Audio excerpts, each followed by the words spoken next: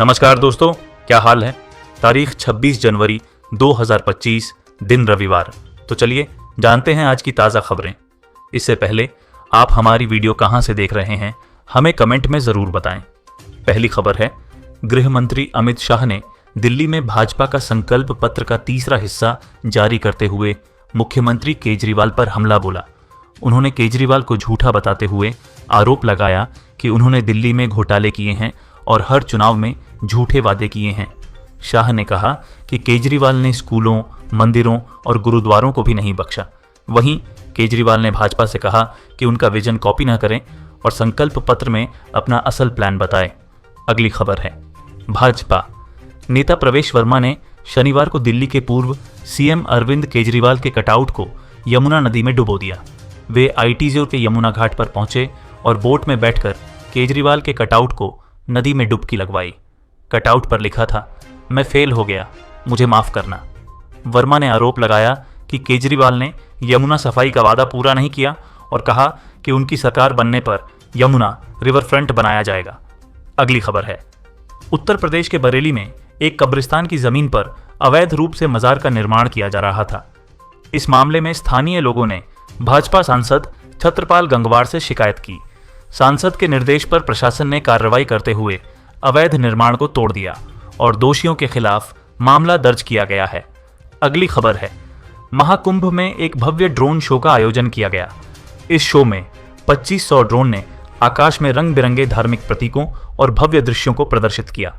Show की शुरुआत शंख ध्वनि के साथ हुई और फिर समुद्र मंथन, कुंभ कलश और ऊं के जाप जैसे पौराणिक दृश्यों को जीवंत किया गया। यह शो 3 दिनों तक चलेगा और श्रद्धालु शनिवार और रविवार को भी इसका आनंद ले सकेंगे। अगली खबर है, मध्य प्रदेश के अनूपपुर जिले में एक सरकारी स्कूल के प्रिंसिपल को 3 छात्राओं से छेड़छाड़ करने के आरोप में गिरफ्तार किया गया है। आरोपी प्रिंसिपल ने सीसीटीवी कैमरों से बचने के लिए अपने कमरे में अलमारी के पीछे छिपकर छात्राओं के साथ गलत व्यवहार किया।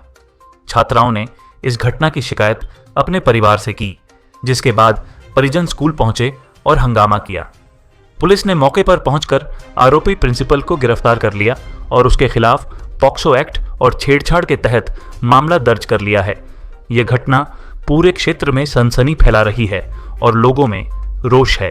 अगली खबर है, जम्मू कश्मीर को पहली बार वंदे भारत एक्सप्रेस ट्रेन मिली है। शनिवार को इसका ट्रायल सफलतापूर्वक पूरा हुआ, जिसमें कटरा से श्रीनगर तक 160 किलोमीटर का सफर 3 घंटे में तय किया गया। यह ट्रेन कश्मीर के मौसम को ध्यान में रखते हुए डिजाइन की गई है, जिसमें बर्फबारी में भी आसानी से चलने के लिए हीटिंग सिस्टम और विशेष तकनीकी सुविधाएं हैं। प्रधानमंत्री फरवरी में इसका उद्घाटन कर सकते हैं।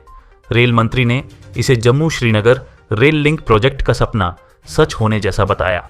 अगली खबर है, खरगोन कोतवाली पुलिस ने शनिवार को सिगनूर से अवैध हथियार खरीदकर भिंड लौट रहे 3 आरोपियों को गिरफ्तार किया। इनमें 2 नाबालिग शामिल हैं। पुलिस ने इनके पास से 4 लाख रुपए मूल्य के 20 अवैध फायर आर्म्स बरामद किए, जिनमें 10 देशी पिस्टल और 10 देशी कट्टे शामिल हैं।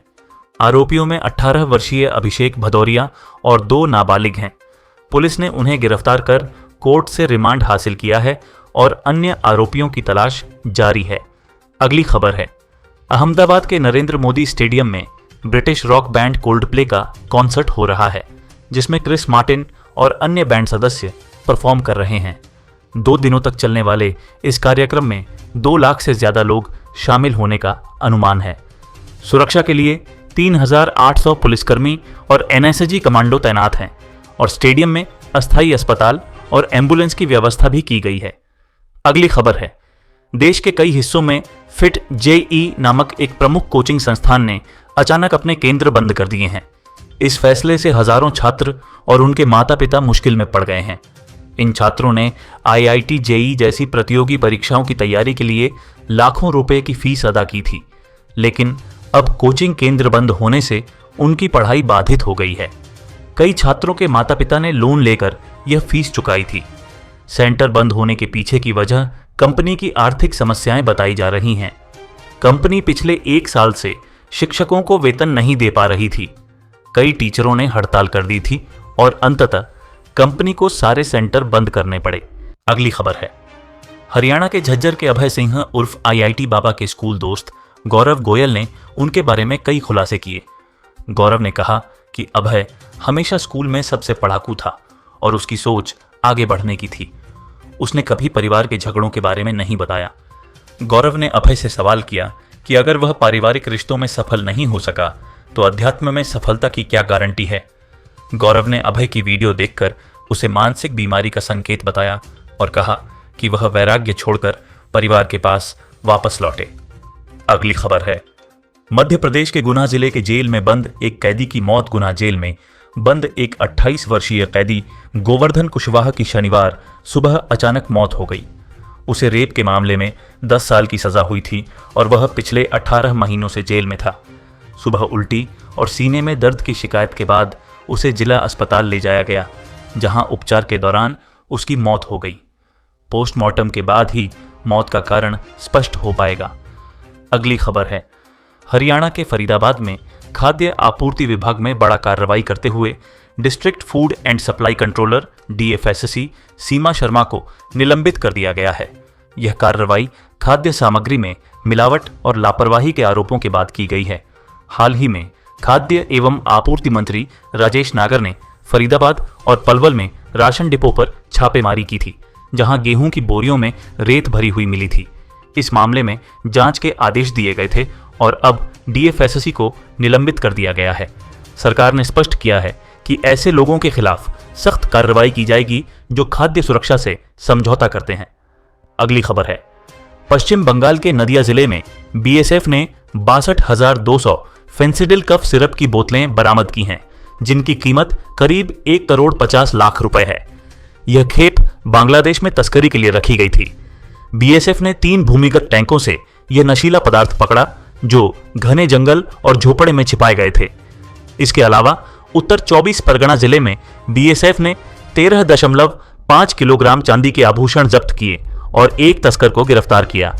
अगली खबर है, बलिया में एक युवती ने अपने 9 महीने के बच्चे को छत से फेंककर हत्या कर दी। आरोप है कि उसने अपनी बड़ी बहन पर हत्या का आरोप लगाने के लिए यह घिनौना कृत्य किया।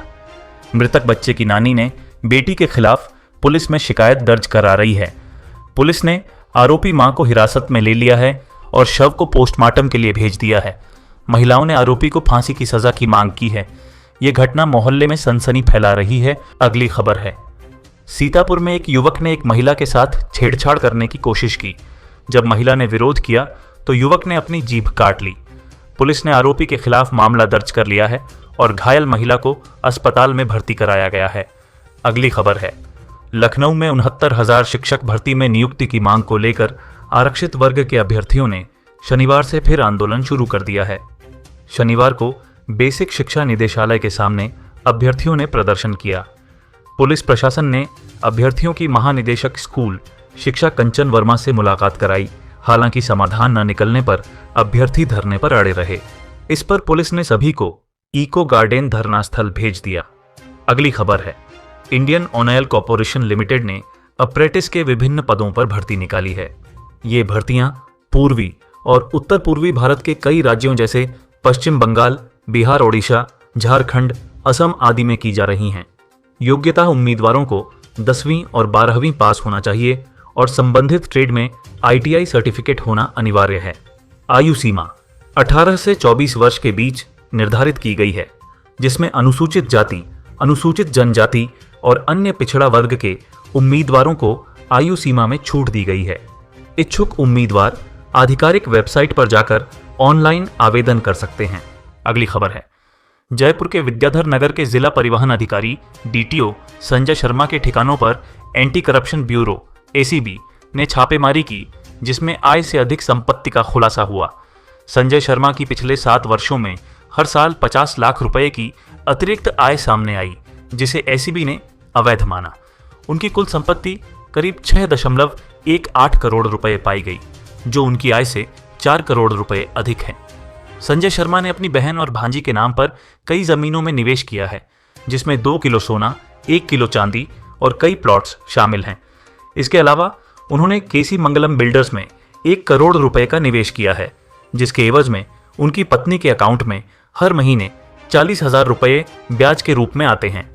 उनकी पत्नी भी आय से अधिक संपत्ति अर्जित करने में शामिल पाई गई।